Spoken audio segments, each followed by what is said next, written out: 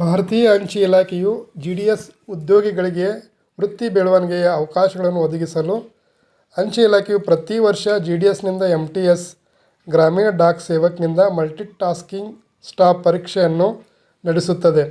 ನೀವು ಜಿ.ಡಿ.ಎಸ್ನಿಂದ ಎಂ.ಟಿ.ಎಸ್ ಪರೀಕ್ಷೆ 2026ಕ್ಕೆ ತಯಾರಿ ನಡೆಸುತ್ತಿದ್ದರೆ ಮೊದಲು ಪಠ್ಯಕ್ರಮ ಮತ್ತು ಪರೀಕ್ಷಾ ಮಾದರಿಯನ್ನು ಅರ್ಥ ಮಾಡಿಕೊಳ್ಳುವುದು ಯಶಸ್ಸಿನ ಮೊದಲ ಹೆಜ್ಜೆಯಾಗಿದೆ. ಇದು ಮೂಲತಃ ನಿಮಗೆ ಮನದಟ್ಟಾಗಬೇಕು. ಆತ್ಮೀಯ ಜಿ.ಡಿ.ಎಸ್ ಬಂಧುಗಳೇ, ಈ ವರ್ಷದ ಕ್ಯಾಲೆಂಡರ್ ಎಕ್ಸಾಮಿನೇಷನ್ ನೋಟಿಫಿಕೇಷನನ್ನು ಈಗಾಗಲೇ ಇಲಾಖೆಯು ಸರ್ಕ್ಯುಲೇಟ್ ಮಾಡಿದೆ.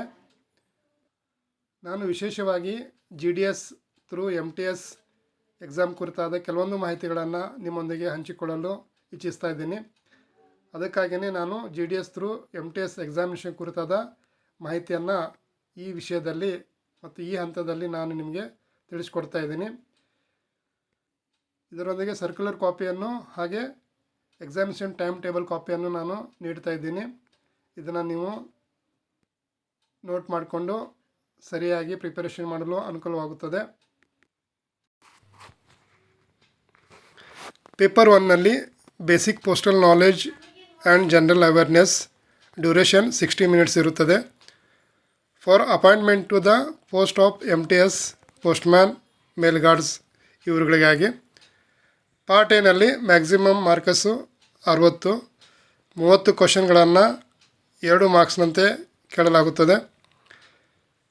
ಪೋಸ್ಟ್ ಆಫೀಸ್ ಗೈಡ್ ಪಾರ್ಟ್ 1ನಿಂದ ಕೇಳಲ್ಪಡುವಂತಹ ಪ್ರಶ್ನೆಗಳು: organisation of the department, type of post offices, business hours, payment of postage, stamps and stationery, general rules as to packing, sealing and posting, manner of affixing postage stamps, methods of address, post boxes and post bags, duties of letter box peon, official postal articles.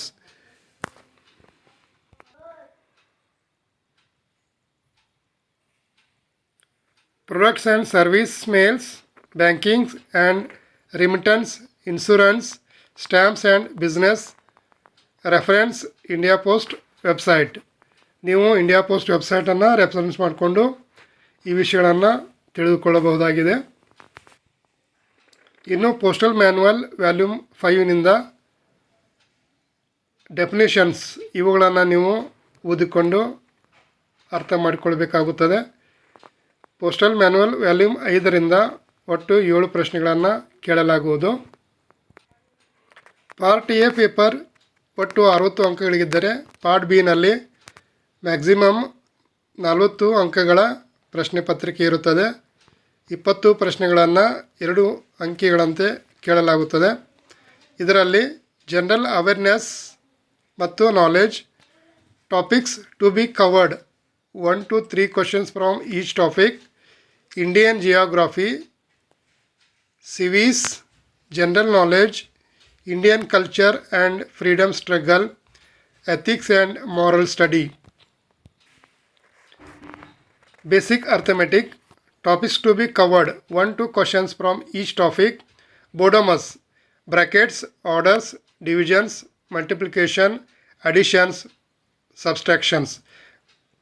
ಹೇಗೆ ನಾವು ಬ್ರ್ಯಾಕೆಟನ್ನು ಬಿಡಿಸ್ಕೊಳ್ಬೇಕು ಇದರ ಕುರಿತಾದ ಮಾಹಿತಿಯನ್ನು ನೀವು ತಿಳ್ಕೊಳ್ಬೇಕಾಗುತ್ತದೆ.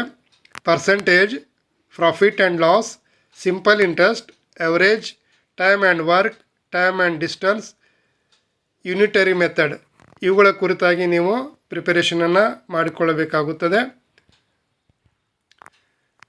Arithmetic ಕುರಿತಾಗಿ ಹೇಳೋದಾದರೆ ಮೂಲತಃ ನೀವು 8, 9 ಮತ್ತು 10ನೇ ತರಗತಿಯ ಗಣಿತ ವಿಷಯಗಳನ್ನು ತಿಳಿದುಕೊಂಡರೆ ಇವು ನಿಮಗೆ ತುಂಬ ಸರಳವಾಗಿ ತಿಳಿದು ಬರುತ್ತವೆ ಮತ್ತು ಅದೇ ರೂಪದಲ್ಲಿ ಗಣಿತನ ಅಭ್ಯಾಸಿಸಬೇಕಾಗುತ್ತದೆ. ಈ ರೀತಿಯಾಗಿ ಪಾರ್ಟ್ ಎ ಮತ್ತು ಪಾರ್ಟ್ ಬಿನಲ್ಲಿ ಕ್ವಶನ್ಗಳು ಕವರ್ ಮಾಡಲ್ಪಟ್ಟಿರುತ್ತವೆ.